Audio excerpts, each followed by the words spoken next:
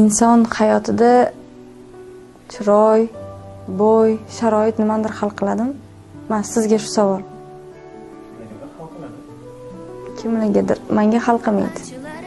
Men uchun ko'rinish keladigan bo'lsa, uni bizni yaratgan Alloh uni ham yaratgan.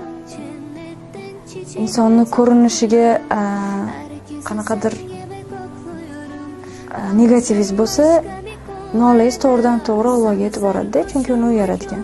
Sharoitga keladigan bo'lsak, har bitta insonga beradigan narsa rizqi ham bu Alloh tomonidan berilgan nasiba. Sharoitga, ko'rinishga qarab taqdir, baxt hal qilinmaydi. Men baxtni bu bilan ko'rmayman.